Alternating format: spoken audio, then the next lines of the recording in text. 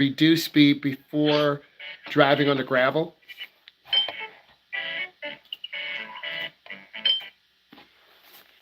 I love mute, don't you guys?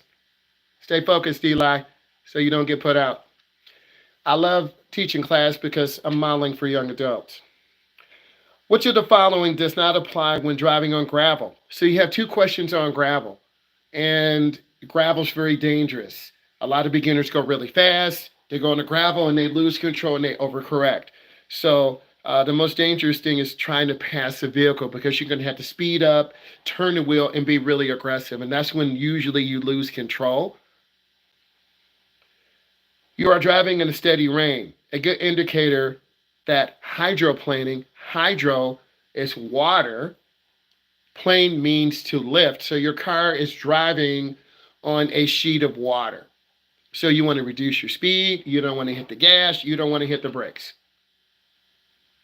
It can occur in front, and it creates water splashes and bubbles. So when you're driving and if you see a lot of water splashing and bubbles, you know, oh my God, I'm going to start hydroplaning. I need to reduce my speed. Or some of you won't even pay attention and you're going to drive really fast. And next thing you know, you rode your car over. So a lot of drivers do that. So we're trying to prepare you for when you're 16, 18, 20, 24. I'm forward thinking to the vision, and that's what good teachers do, good instructors do. When roads are slippery, you should avoid making fast turns and stopping. You will slide. So you want to reduce your speed, you want to squeeze your brake, you want to use the ball of your foot. The best way to prevent skidding on slippery surfaces is to steer and brake smoothly and gradually. I'm a big proponent of connecting with the vehicle, having good braking control, good speed control, and good steering control. A lot of beginners kind of turn the wheel and then they lock up. And what happens, the rear of the car spins out to the left. When a lot of you make right turns, you're scared to turn the wheel, and it kind of overloads the tires.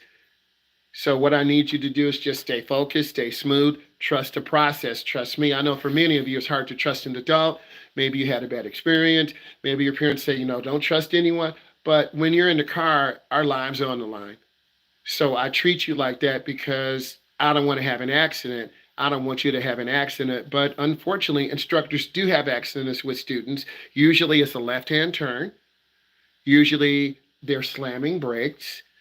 Usually they're confused or frustrated. So I try to avoid those emotions. So this is why I try to understand who you are and what you're about. What's up, cuz?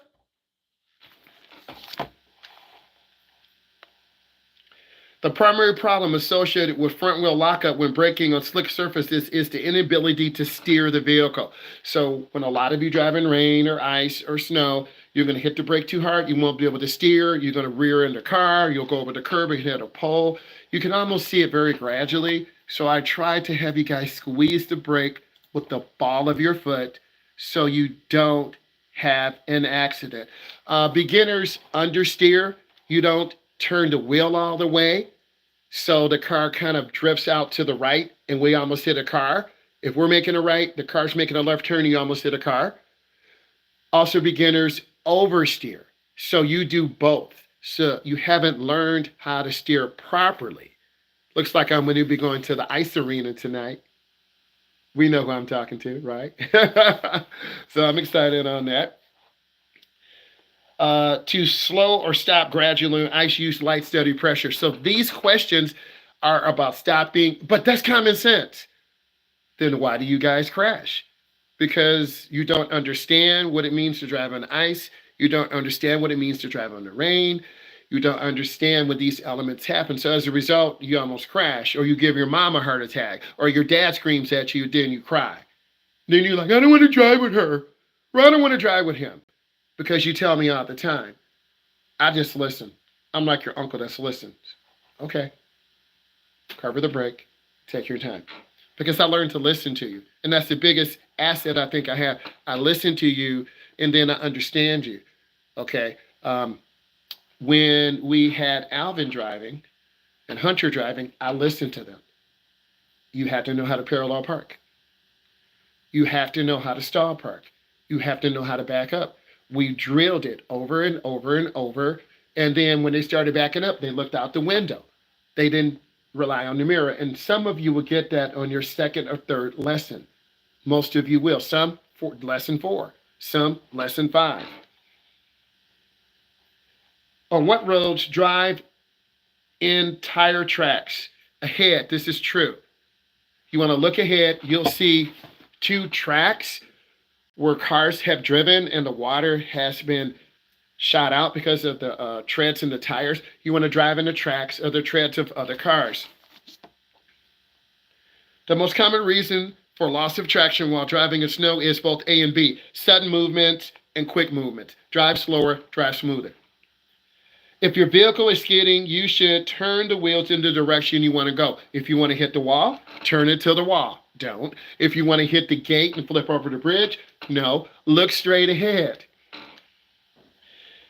In a rear power wheel skid, your rear tires are spinning. If your vehicle begins to lose traction, you should gradually slow down and not apply the brakes. Well, how do I slow down? You take your foot off the gas. Or you can downshift into 2 or 1. Use the engine's power and the transmission's gear ratios. If you're in a manual, you're downshifting from 6 to 5, gradually letting the clutch up. You're downshifting from 5 to 4. If you pop the clutch, you're going to upset the balance of the car. The traction loss most difficult to identify is hydroplane, because every car is going 70, 80, 90. You're like, I can go 70, 80, or 90. But those are fool drivers. And a lot of you will follow other cars. They're going 80, they're going 90, but they're more experienced. They have new tires. Your tires are old. Your parents gave you the crap car. It's a 2014. Your tires are worn out. And you're driving in a crap car, your brakes are worn out, your tires are bald, and then you slide. And then you overcorrect. And then, Mom, Dad, I'm okay, but the car is smashed. Cruise control works best when driving on slippery roads. This is false. What is black ice? It's a thin layer of ice that is invisible. You can't see it.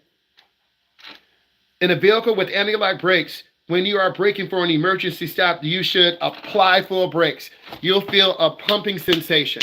That's the brake pedal pulsating back and forth. The computer's controlling it. How do you know you have a car with ABS? It says it on the dashboard, on the brake pedal. This is why you need to become one with the dashboard. In a front wheel power skid, which tires accelerate to front? In freezing wet days, roadways on bridges and overpasses are most likely to have areas of ice. They freeze first because they're elevated. The wind blows under and over the top. There's a lot to think about. I know it's very overwhelming, and it can be overwhelming. If you have questions, you need to put those in and give it a thumbs up.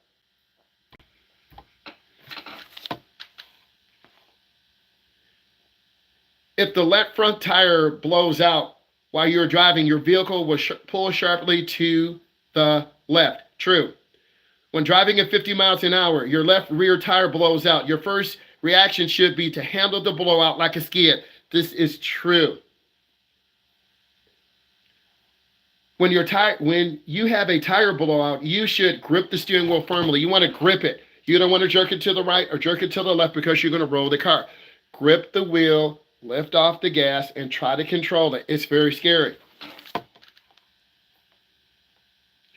If you experience sudden brake failure while driving, you should rapidly pump the brakes. There's hydraulic fluid that is in the brakes.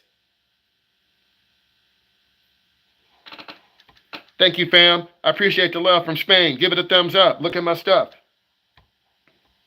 There's hydraulic fluid in the brake system, and there's a brake container.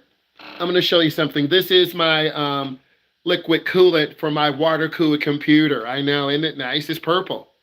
So let's pretend this is your brake reservoir. When you pump the brakes, it pushes the liquid into a booster that boosts the pressure. So if your brakes fail, you can still pump the brake reservoir, pump the brakes, and you'll still have fluid in the system. These don't normally blow up or break, but maybe have an enemy who wants to cut your brake line and see you die. You never know. This is why you need to look at your car in the morning. What is leaking on the ground? Is it gas? Is it oil? Is it brake fluid? Could be a raccoon hiding in the car. A cat. They hide in the engine when it's warm, when it's really cold. So you got to look. Okay? So that's a really good example. We need to be looking at the hood. I got to show you some of this stuff. I'm going to go through a few more. Let's stay with me. What should you do if your brakes fail completely? All the above. Pump your brakes. Downshift into a lower gear. If you're in drive, put it in 3 or 2 or 1. You can downshift to a lower gear.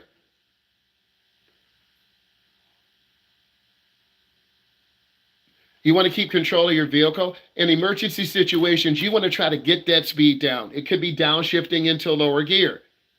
It could be maybe squeezing your brakes. If your pedal goes to the floor, you don't have brakes. If it goes halfway, so you need to learn to feel your car in the morning, and when it starts, does it sound right? Does it smell right? Okay, and once you really, I'm not going to learn my car like that. Well, you got to love your car, and your car will love you back. Right. Downshift. Look for an escape route. What I have, pump your brakes. Downshift to a lower gear. Look for an emergency escape route. Don't head to the tree. You're going to die. Go to an open area. So all the above. If your accelerator pedal stick, you need to stop quickly. What should you do? Shift into neutral. Neutral disconnects the motor and transmission. If you have a manual, you take it out of gear. These are emergency situations, and those things do happen from time to time. Occasionally, when I'm driving with clients, I'll cut the car off. Emergency situation, what do? The car loses power, the steering wheel locks up, and you look at me like, oh my God, I saw a scary person. So I try to plan and prepare for those emergencies. You shift the car neutral, you start it up, you put it back, you keep going, because your car will stall out occasionally.